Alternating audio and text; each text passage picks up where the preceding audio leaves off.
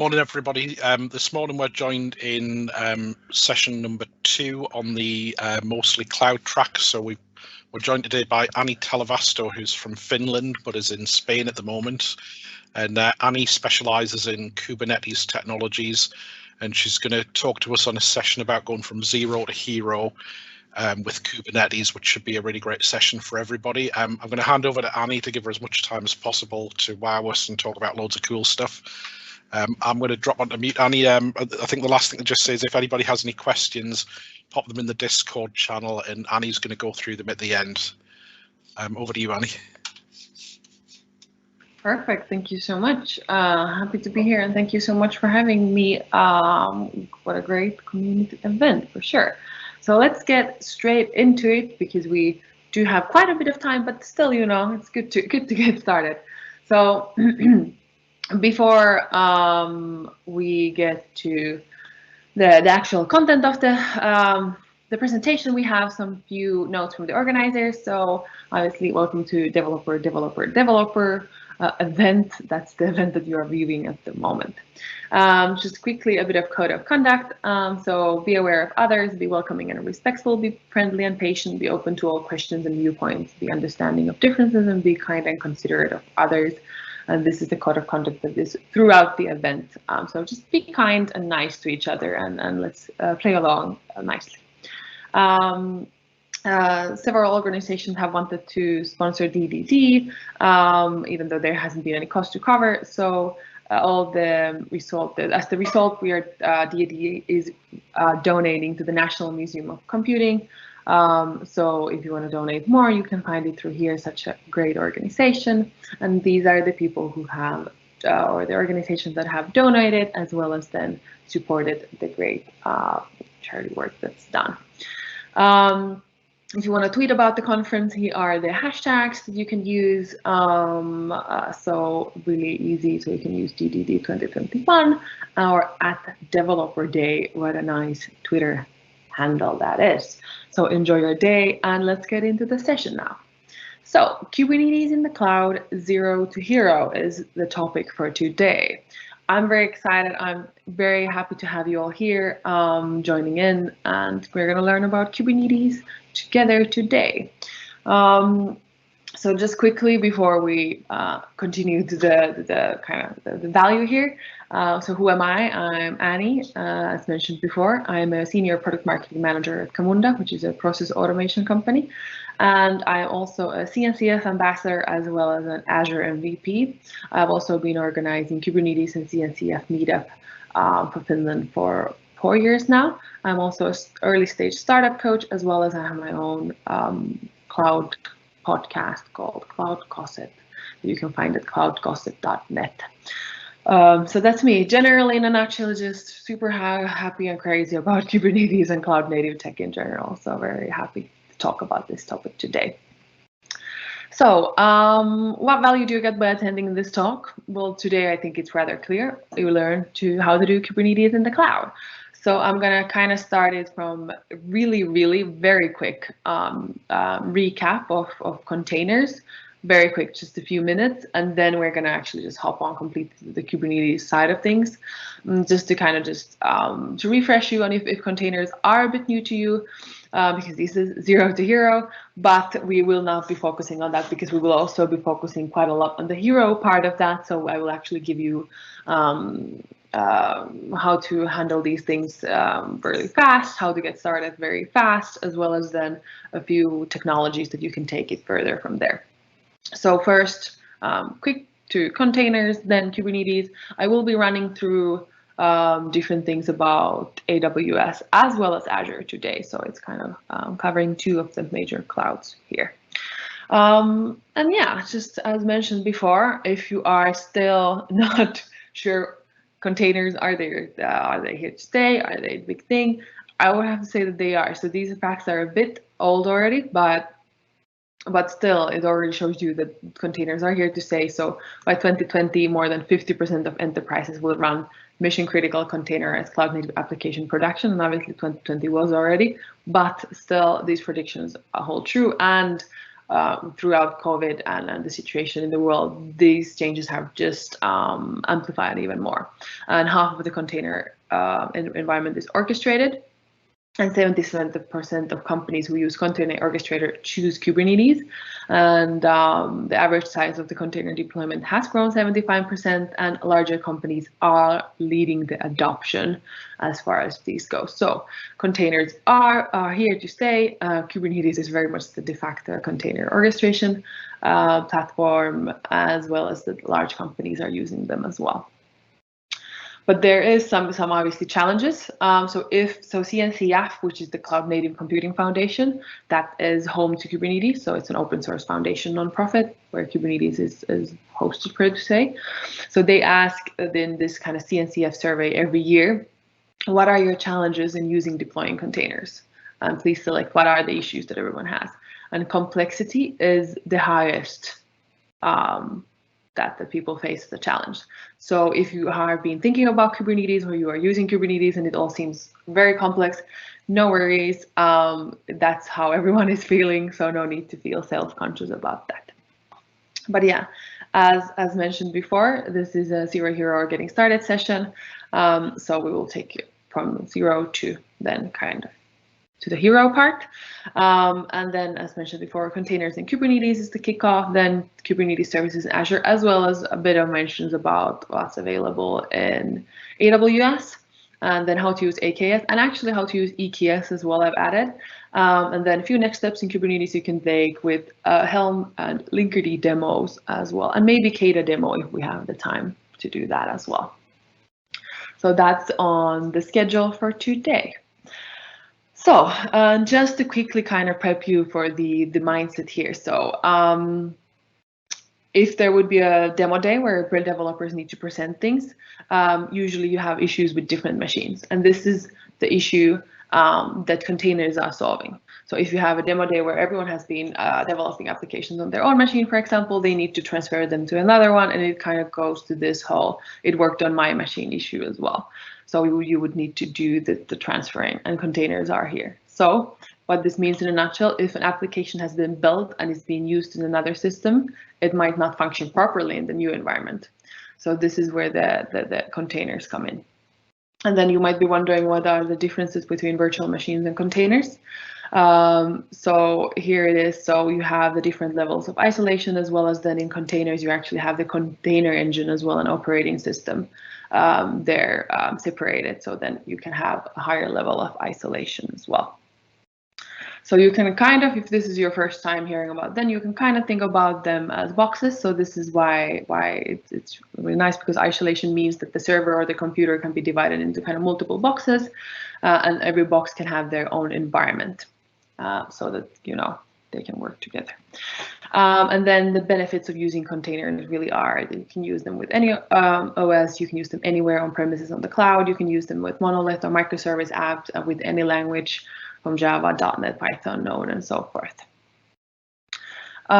So that's it for the kind of super quick refresher into containers and why are they used and so forth. But then today's topic is obviously Kubernetes. So Kubernetes is the open source container orchestration tool. It was developed originally by Google, but nowadays, as mentioned briefly before there, it is nowadays it's run by CNCF, which is an open source nonprofit foundation. And then it helps you manage containerized applications, and it also connects to the rise of microservices and increased use of containers, which is why we kind of covered that as well. And then Kubernetes is an orchestration tool, so it has high availability or no downtime. It provides scalability or high performance, and it also helps with disaster recovery, backup, and restore. So Kubernetes goes into kind of this cattle versus pet mentality. So whereas if you have just one container or something that you're managing, then you might have the option to pet it. You might have the option to have it, give it a name, manage it very well. But then if you have a bunch of containers that you are managing, then it is very helpful to have an orchestration tool, because you have to actually manage them as cattle rather than just a single dog or a cat that you treat very lovingly. Then just really quickly, kind of what is the basic architecture of Kubernetes. So you have the control plane and you have the node which has the containers inside. So the control plane runs the cluster. The control plane includes API server, which is the entry point to the cluster. It has controller manager, keeps track of what's happening. And then you have the scheduler, which ensures pod placement. And then you have the etcd, which is the Kubernetes backing store. It stores how things look like. And there's a virtual network between the control plane and the nodes, and the node have the Docker containers. So this is where actually the kind of work is happening at the control plane, controls things. And nodes are bigger and are running heavier loads, and control plane is a lot leaner, but the control plane is more important because it's managing everything as it goes. And then after this super quick Kubernetes intro, how does it look like to then, what are the options if you are running in cloud, if you're using Azure, for example, or AWS? So there's a few options that you can use. I will cover AKS first, and then EKS, and then ACI as well. So Azure Kubernetes Service, it's AKS manages your hosted Kubernetes environment and makes it really simple to deploy and manage containerized applications in Azure particularly. So, so AKS environment has, for example, automated updates, self-healing, and easy scaling. The Kubernetes cluster is managed by Azure, and it is free to use. And you can manage agent nodes in the cluster, and you only pay for the VMs in which your nodes run. You can either use, Azure Portal or Azure CLI to create your cluster and so forth. I have a few slides about that later.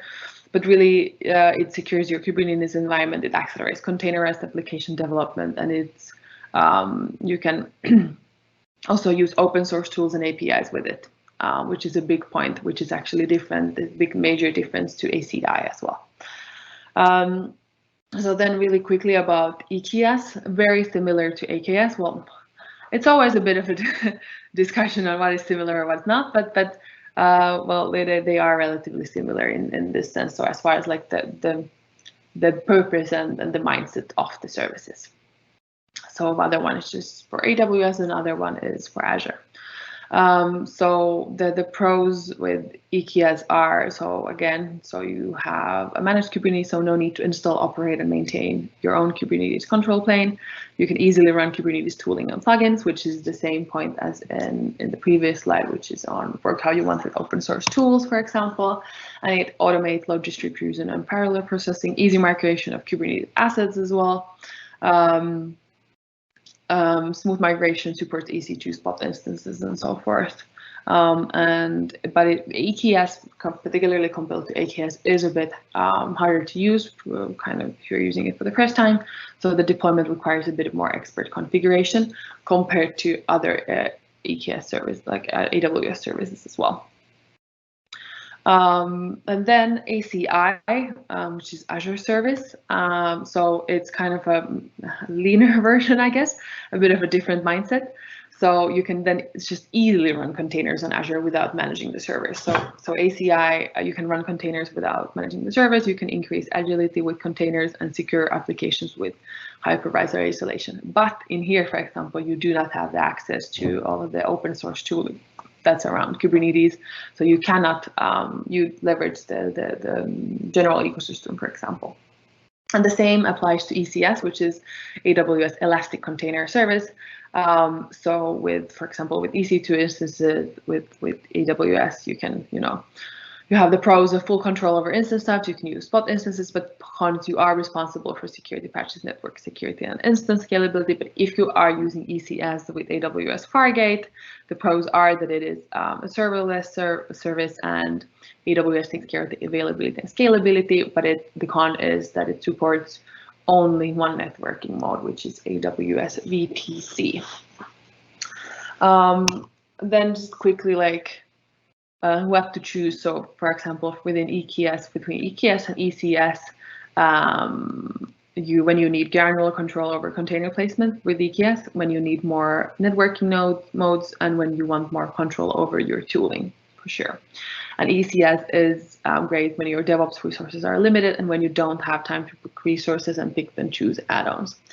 And as mentioned before, for me at least, one of the biggest differences between EKS and ECS, or AKS and ACI is the use of open source tooling that you can choose from there.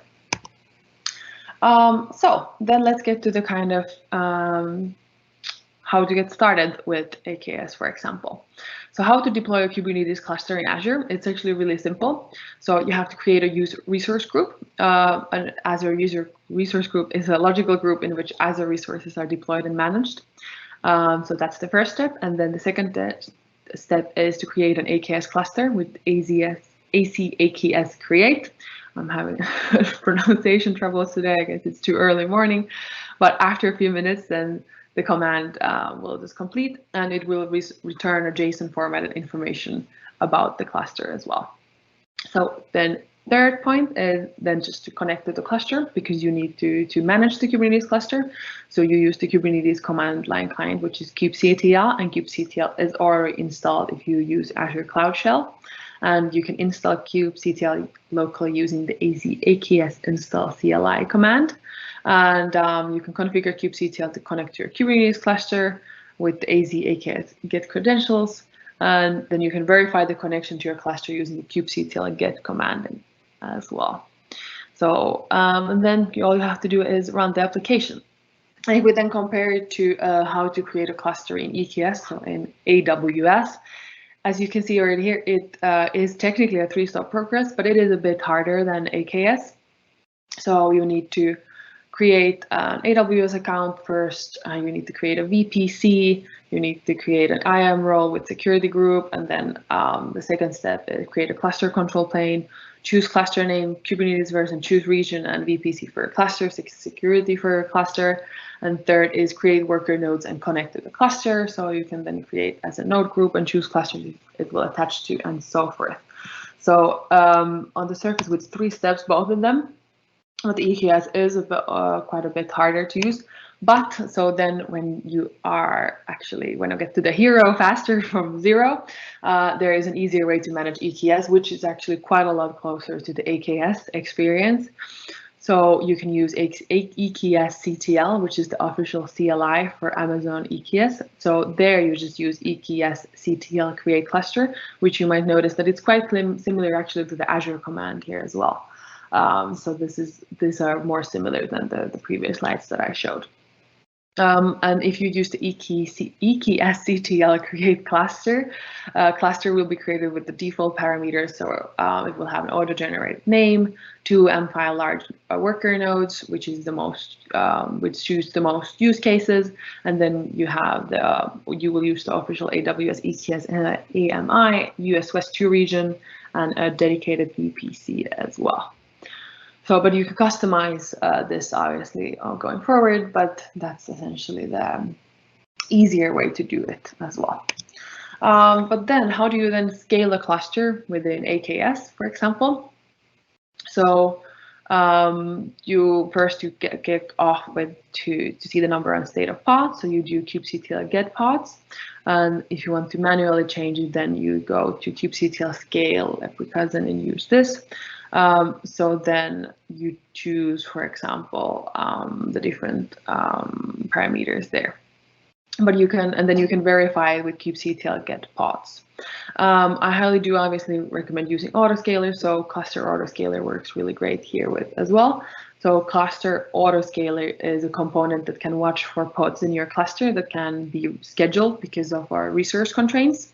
And when issues are detected, the number of nodes in a node pool is increased to meet the application demand. And nodes are also regularly checked for a large lack of running pods. And with the number of nodes then decreased as needed. I will also be talking a bit about Kata towards the end of the presentation, which is a kind of add-on from here, which takes the automation and the auto scaling even further within Kubernetes, but more on that later. So then just further quickly, upgrading in AKS is quite simple as well. So to find out if you need to upgrade, you can use AKS get upgrades to see how it goes. And then when you can upgrade, you will see this there. And if not, it will just say error. Don't worry, I will give you links to these kind of guides at the end. So if this is all going too fast, no need to try to remember everything. These are really great guides from Microsoft, for example, for these.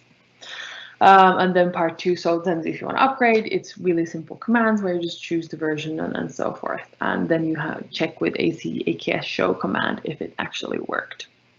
And if you are in AKS, you have some issues or you're running into hardship, you can use AKS diagnostics, which is Azure Kubernetes Service Diagnostics, at least run through some of the common issues, and then obviously use the greater community and tooling that both the cloud provider of your choice or vendors of your choice or the CNCF and the Kubernetes community helps you with. Because I think, well, I could be kind of teasing it here throughout the presentation, and more from my side, particularly the benefit of using AKS or EKS to manage your Kubernetes is great because it gives you access to the, for example, to the tooling within Cloud Native Computing Foundation. So I briefly mentioned it before. So CNCF, the Cloud Native Computing Foundation, is the home to Kubernetes, and it has a bunch of great other projects within as well that you can use to leverage, but only if you're using, for example, AKS or EKS or similar services, so not, for example, with ACI. So that's why it's important to think about which managed Kubernetes service you actually use even from the beginning, because that will limit the choices that you can actually make later on within your ecosystem. So if you're wondering how does this whole community landscape for cloud native tech look like, it looks like this. It is quite a lot to take in if you're seeing it for the first time, but no worries, I'll give you a few resources towards the end to manage this as well. But today I will be taking you through a few really great options to add on to your Kubernetes so that you can go from the zero to hero faster, so you can get to places faster and supercharge your Kubernetes as well. So Helm is package manager for Kubernetes, and it's the project that I will be talking about first. It's essentially kind of like Homebrew, Snap, or Chocolatey, but just for Kubernetes. Helm is a graduated project within CNCF, so it is a very mature, very, let's say, backed by many companies. A lot of people are using it and so forth. So if you're wondering what this all is, so it's package management. So I think one of the Helm maintainers has said it very well. So it's tooling that enables someone who has knowledge of an application and a platform to package up an application so that someone else who has neither extensive knowledge of the application or the way that it needs to run on the platform so that they can actually use it as well. So this is the power of package management, and therefore the power of Helm from there. So what are then the benefits of this going further? So Helm helps you manage complexity. So charts describe even the most complex apps, provide repeatable application installation, and serve as a single point of authority. It has easy updates, so you can take the pain out of updates with in-place upgrades and custom hooks. It has simple sharing, so charts are easy to version share and host on public or private versions, and it has rollbacks also as well, so you could use Helm to roll back to an older version of a release with ease. And Helm is used by using charts, and the prerequisites are essentially just to have a Kubernetes cluster and deciding what security configurations to apply to your installation, if any, and then installing and configuring Helm. That would be the next step. And then I have a quick Helm demo today to show you, which is easily deploy complex application, in this case WordPress, to Kubernetes using a Helm chart. So if we hop over to the terminal side of things and get my notes from here, then we can actually get started. So we kick it off by AZ account show. So you can see that, yes, I am logged into Azure and it's all working really nice. I'm connected, no issues there. So in the beginning, I will kick this demo off with just showing you that everything is actually empty. So for example, here when I do kubectl get services, we actually see that there is an empty Kubernetes cluster running in Azure that I created earlier. So just to show you that we are actually, easily deploying it from zero here. And then we can do actually kubectl get services all namespaces so that we can actually see that the cluster isn't actually completely empty. There's a lot of linkerd. stuff there. And no worries if you're not familiar with Linkerd. I will actually be going through that next, and this is why there's actually a lot of Linkerd stuff there as well.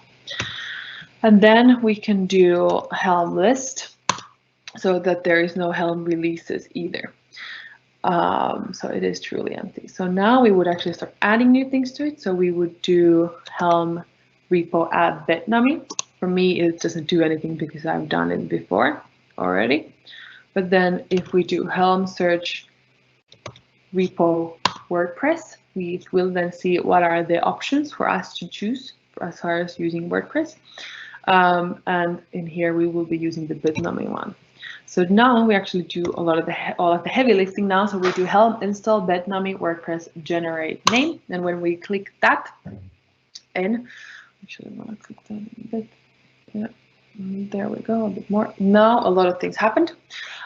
So we have a lot of new things here, which then gives us actually our deployment as well.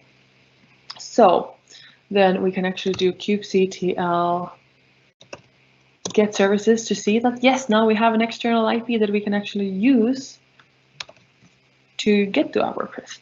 The page probably has not sprung up yet, but it will eventually. So I'm going to put that there to load. And then we can actually do some things while we wait, because now with these steps, we will just have the WordPress up and running, kind of, that we could see that, okay, this is how the default page, front page looks like. But we do actually want to, actually use our WordPress, because if we're looking to publish our blog, start our, website, whatever it might be that we would be doing with the WordPress, we want to actually, log in and get to the admin side of things. So in here, you can see the username user. That's the one that we will be using to log in to the WordPress. And then I copy pasted this part and then just put it here. So there we get the password. So it's really nice and simple how to get this. And then we can actually put this here now, because we can actually wait for that to open. But all in all, what has happened within this demo now, and soon we'll be hopefully logging into with our admin credentials, which we just got. So we've installed WordPress and MariaDB to our Kubernetes cluster and configured WordPress and stored the admin credentials securely as Kubernetes secrets. So quite a lot of has happened in a short amount of time. And here we go. The site is now up and running. We have the hello world there. It's users blog. That's our blog. Amazing. And then if we want to go see to the inside of it, here, as mentioned before, the username is user and the password is the one that we copy pasted from here that we got by getting to the Kubernetes secret. And then we click login, and here we go. And we are in the dashboard. So here we could now just already start doing things. So very easy, very fast to do package management with Helm. Let's click that away, and let's get back to the presentation now again. So that was how to easily deploy complex applications such as WordPress, in this case, to Kubernetes using a Helm chart. And as teased before again, now hopping over to talk about Linkerd. So Linkerd is a service mesh. If you heard about Istio, for example, it's similar to that. And Linkerd is a recently graduated project within CNCF. It's the ultra-light, ultra-fast, and security-first service mesh for Kubernetes, and it's actually the first service mesh around as well. And the overall goal of Linkerd is to reduce the mental overhead of having a service mesh to begin with. So what does Linkerd do? It provides observability, reliability, as well as security. So it gives you those service level important metrics such as success rate, latencies, and so forth. So what are then kind of the benefits continued? One of the best parts about Linkerd is that it has a really thriving open source community. So it's very fast, very friendly, so you can get a lot of help from there as well if you need anything. It has a simple and minimalist design, so no complex APIs or configuration. For most applications, Linkerd will just work out of the box. And it has deep runtime diagnostics. So you can get a comprehensive suite of diagnostic tools, including automatic service dependency maps and live traffic samples. It's very light and very fast. So it's built in Rust, and its data plane proxies are very small and very fast. And it installs in seconds with zero configuration. So the Linkerd control plane installs into a single namespace, as kind of used before with the Linkerd namespace as well. And services can be safely added to the mesh one at a time. And it has actionable service metrics as well as mentioned before. So success rate, request volume, and latency as well. So if you're wondering, is it easy to use? It's very easy to use. So this is all injecting this, and that's how easy it is to use Linkerd. So it's very light, very kind of bare bones, but very easy to use and work. And I have a quick Linkerd demo here as well. It's the Linkerd demo app, and you can see the architecture here. So it's actually really nice. So then kicking off to the Linkerd demo, which is kind of easy real-time service metrics. So then let's get to that side of things. So then this is thing where we do kubectl emoji vote port forward. So then we actually get the external IP of our app, of the Linkerd demo app. Thank you so much, by the way, to Linkerd team for the demo app. So this is how it looks like. It's emoji vote. So in here we can, go, okay, we want to vote for the masked guy. We can pick, we want to vote for the Santa Claus. Pick another one. We want to vote for the rainbow, for example. And then if we click on the view leaderboard, we can see that there's quite a lot more votes given than what I just gave. I gave 3 votes, and there is a lot of votes for a lot of different emojis. So there's a lot happening in the background. So then to see what's happening in the background, we can hop on to the blue one, and we can do Linkerd and emoji vote the top deploy. So we can see the bots voting in the background here. So they are voting and voting away. And then if we actually take it to another, we can do Linkerd and emoji vote the tab deploy web. And in here we can see what's happening inside a single bot. So there's a lot of stuff happening there as well. But if we want a bit of a more graphical view into this, we can actually hop over here and we can do Linkerd dashboard there. And let's see, where does it open up? Oh, as always, it opens up in here. So let's close that because there's a lot of moving parts on that one as well. So in here, we see a more of a graphical representation there. So we have the emoji vote, a namespace, and we see that there's success rate, latency, and so forth. And if we want to see some of the same views that we saw before, we can go emoji vote and we go start. So in here we see again, we see the bots voting and we see what's happening in the background there. And then if we hop on here to the Grafana and we click on this one, we will actually get to Prometheus, and then we see even more data. So we see an even more fancier representation of it. So we see the deployments, global request volume, latency again, success rates, a lot of different things very easily. So this is what Linkerd and a service mesh provides to us. Yeah, so that's a really nice addition to Kubernetes as well. So you can actually see real-time service metrics there. Then hopping to the next project that I highly recommend using with your Kubernetes to kind of get to the hero part as well. So Kata is next up. So what is actually Kata? So I mentioned auto-scaling before. So default Kubernetes scaling is not really well suited for event-driven applications, and Kubernetes is more for resource-based scaling, so CPU and memory. But Kata is event-driven scale controlling that can run inside any Kubernetes cluster, and it can monitor the rate of the events to preemptively act before CPU is affected. And you can install it to new or existing clusters, and it has extensible and pluggable scalers to grab metrics from multiple sources. It has 30+ built-in scalers, and you can build your own actually as well. So there's a lot to choose from. But yeah, that's essentially it. So it's really powerful event-driven scale controlling. And just to kind of talk it through further, so we have a quick Kata demo as well. So which is scaling .NET Core Worker with Azure Service Bus. And you can see here the very abstract architecture of this demo, which is you have the order portal there, you have the order processor and order queue and so forth. But you can imagine this app as a web shop where we are, we're selling our things. We want to actually meet the demand of the people. And what happens if we have a bunch of orders at the same time? So we are in a situation where everything needs to happen very fast. So let's start by closing some of these terminals here so that I can actually switch to the correct one. Yeah, let's see then. Let's get to my Kada nodes and let's open up a few.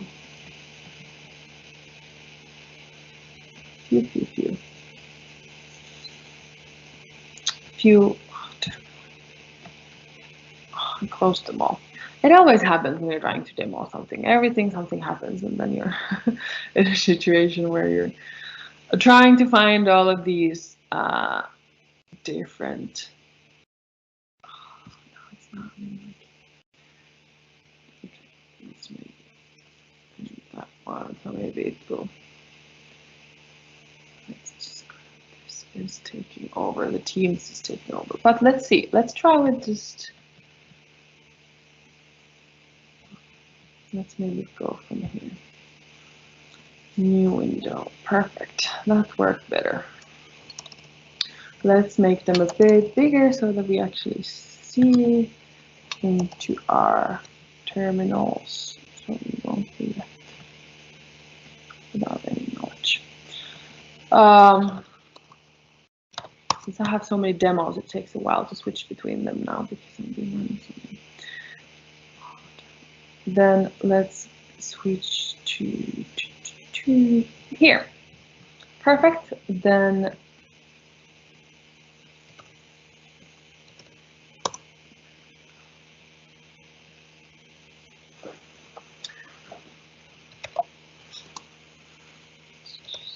this, and then let's clean house a bit. Bear with me. There we go, perfect. And then we can actually get started with the demo as well. So if we do kubectl get services namespace Kada.net example, in here we will see the external IP of the order queue that we will need to view in order to see what's happening within the demo when all of those orders come in. So in here we have the order queue length. We have the number of messages and the order queue. So here, all of the action will start happening. So then we can do kubectl get deployments here. So we can see how many order processes are ready. And then we do kubectl get pause namespace here as well. So we see what's the history happening, everything there. So now we can get to the action. So we have order queue length, we see how many order processors are used, we see the history of what's happening. And then we do .NET Run project, Kada kubecon demo, and let's queue some orders. How many do you want? We want 100 orders at the same time, so we see all of this happening. So 100, there's chips for Perl, pants, table, gloves, Erica, a lot of things happening, hold on to your hats, a lot of the orders are coming in at the same time. The order queue is jumping up. We see it jumping up. We are getting higher and higher. There's pizza, bike, so forth. And we are getting soon to the 100 mark. And there now we see everything. Kada starting to kick in the auto scaling. So we see that it's container creating, it's pending, it's starting to run. And in here we see 4 out of 4 order processes are ready. We hit the 100 orders in the order queue. And now we see that the order queue is starting to go down because we are actually managing the orders now again, because we are at 6 out of 8, 7 out of 8, 8 out of 8. It's going so fast I can't even mention it. And we are from pending and container creating, we go to the running phase, and we are 8 out of 8. We are going down and down because we are processing those orders nicely, and we are at 8 out of 10, 10 out of 10, because we needed a few more to just manage them. We have 10 out of 10 order processors we have running them, and we have successfully run through our order queue length. So we have managed all of those orders. So this is really great. It's auto scaling when we need it. There was a spike in demand, and then we met all of that demand very efficiently and fast. So that's wonderful. And then actually, this is obviously really great for a number of reasons. It's great for obviously managing your resources very well. You don't have to manage the demand, for example, the scaling yourself. Also, it's great for cost management because you're only spending the money when you need it. And then it's really great for the environment as well because you are not wasting any natural resources while you are running things this way. So that's it for the Kata demo then. Well, actually, just the final note. So Kata will automatically downscale things as well. So I'll scale it down. And that will happen in about 5 minutes within this environment. But I will not be waiting until that time because it's just gonna say terminating and terminating here instead of running and so forth. And this order processor amount will just go to 0 out of 0 again. So nothing too exciting per se, but obviously the very powerful part because that's the kind of very important is the auto scaling down as well.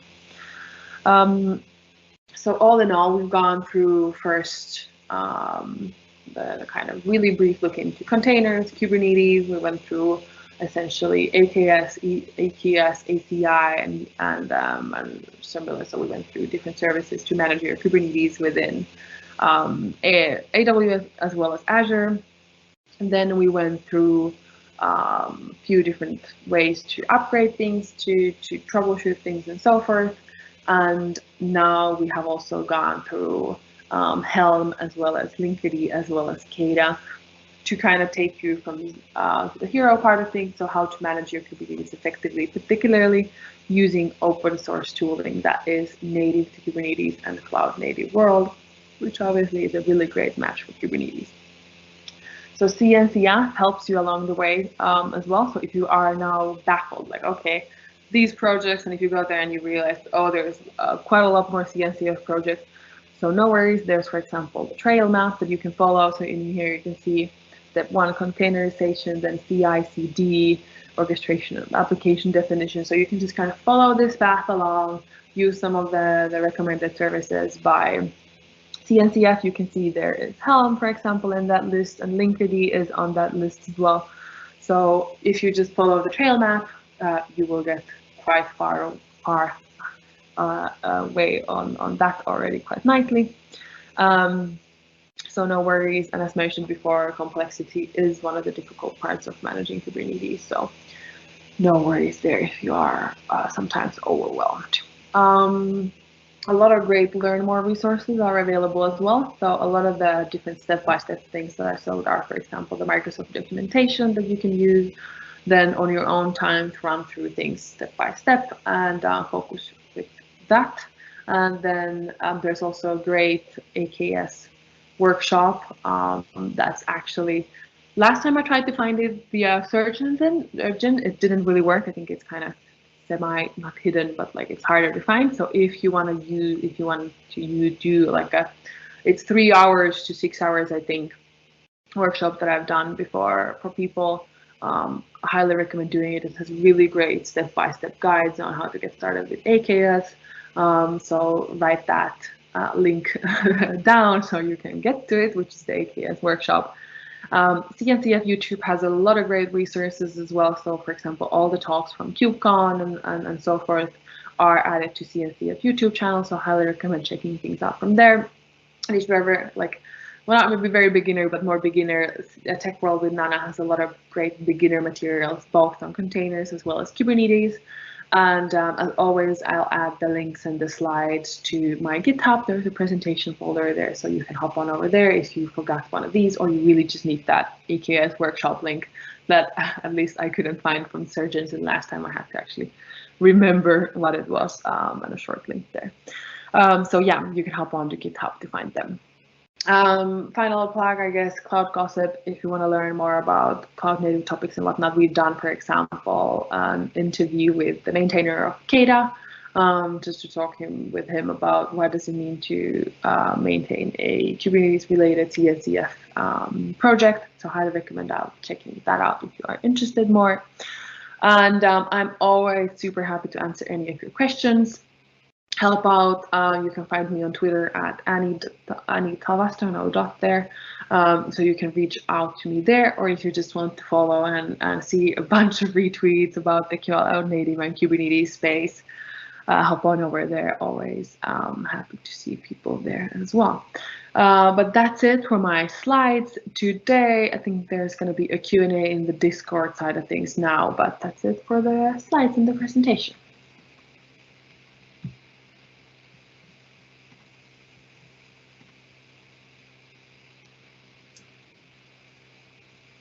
Hey Annie, it's just Mike joining back in again. Really great job there. I'll just put your video back onto full mode there. I enjoyed that presentation. Really great job. It's, I think the only question I've seen on the Discord was asking about if the video will be on YouTube later. I wasn't sure if yours is. I think you said it probably would be. Yeah. Yes, it will be on YouTube later. So no worries. You can hop over there then later on. It's a lot of info in a short amount of time, for sure. Yeah, well, it's a big topic, isn't it? What do you feel about sort of some of the, so you talked about Azure Kubernetes service. What do you feel about some of the other options that are coming up, things like the container apps and that on Azure as like a kind of an alternative? I think one versus the other. Yeah, I think for everyone, I think there's never one correct answer because I think everyone's needs and kind of what they need from their Kubernetes environment differs. And I think that's one of the best and the worst parts of Kubernetes is the complexity. So there's so many options to choose from. There's so many ways to run Kubernetes. So it's really great as far as, freedom of choice and then having a lot of options, but at the same time, it gets a bit complex when you're trying to run it. And it is kind of lame to always say that it depends on which one you should use, but that's it. That's the truth to it. But I do kind of obviously, well, as I am a community and open source enthusiast, I like services that can help you get access to the greater community as well as open source projects there. But whatever is needed from your side, I think it works. Like some people even don't want to have a certain mission. That's totally fine as well, because there is, for example, Azure or AWS or any of these services that you can manage like with vendor solutions, some of the things. So it always depends on what your needs are and what you are actually comfortable with and what you want to use and what you are. Do you think maybe things like the container app will make it easier for people to get into the Kubernetes ecosystem as well? I think like one of the challenges is it's quite a big learning curve to go. Your whole idea of zero to hero. It's quite a big step, isn't it? But maybe that gives you like a baby step, and then as you get more familiar with it, you can then take the next step to the more kind of customizable bits.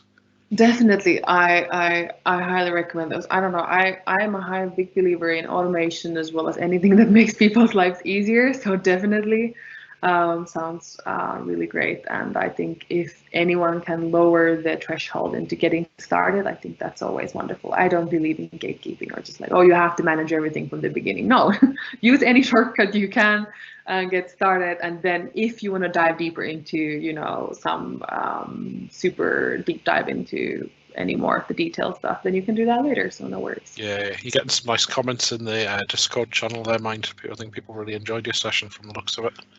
Great. What's the technology that you're sort of getting excited about next? Then what kind of things do you think your next future sessions will be about? Yeah, well, particularly me, I'm very excited about automation at the moment in any front. So that's something that I am super interested in. And I did just start like 2 weeks ago. I started working at Camunda, which is a process automation company as well. Mm-hmm. So I'm actually like diving deeper into the Camunda tech at the moment as well, which is we are a Kubernetes end user as well. So that's something that I am like, I don't exactly obviously know what my future sessions will be around, but particularly these topics excite me, and actually anything to do with environmentally positive tech, I think it's super nice, because I think For example, KDA, like it's great for cost management. It's great for actually focusing on what matters to you, but it's also great for the environment. So if it's like a win-win situation where you are having a services that can actually make your life easier as a developer or as an IT pro, but then at the same time, you are kind of saving the world. I think that's always super nice. Do you think there'll be a bigger push in the future for like customers who are much more focused on that environmental optimization?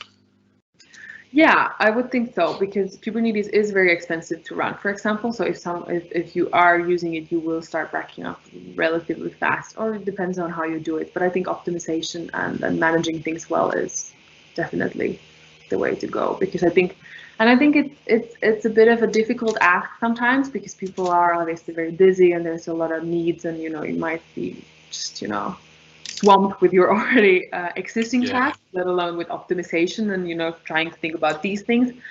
But at the same time, optimization and these kind of things can actually make your life easier down the road as well. So if you have any time to actually dedicate to making sure that everything is running smoothly, or smoother than it can be, then I think that's always nice, because then you might be saving a few hours down the road from your time. I think Craig's asking about any tips on tools or stuff for testing things in Kubernetes.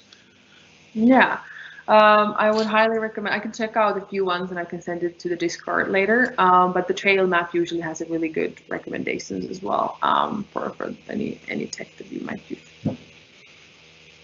So is the question Craig's asking there, is that really about like the sort of checking the communication channel between the different pods? I guess you can configure different ports and rules, can't you? Yeah, sure. Yeah. Yeah. Any other questions at the moment? I can take time to answer one in Discord more with more time. Just type it up. But is there anything else? Should we just give it a minute and see if anybody types anything in? Yeah. What are the sessions at developer today? Are you going to be checking out, Annie? Yeah. Well, I've seen a few of the sessions before, and I really like the Elder. Then Alesha has the kind of mentoring session. I think it didn't pass already. I've seen it before. It's really great. And also, I think after my session, there's going to be Carl Ott talking about Azure security. Yes, cloud security predictions for the post-pandemic world. So I will actually check that out as well. So I think, well, I'm a very cloud person, so I think this cloud track is a wonderful to be at for sure. But yeah, the next session, Carl is wonderful presenter, and I think it's great that there's so many different kinds of sessions as well, isn't it? Yeah, for sure. It's really great. Yeah. Anything else, or is there? I think that's it, Annie. Should we wrap the meeting up, and then I'll let you drop into the Discord channel and just see if anything comes up in there. Yes, I will go read all. Are you okay? I'm assuming you're okay if people want to reach out. Are you on Twitter and stuff as well? I know your slides had your Twitter handle in quite a few times. Perfect. Yeah. So thanks everyone for listening. Thanks for Annie for joining us and doing a really great session there, and hope everybody has a really good rest of today enjoying developer.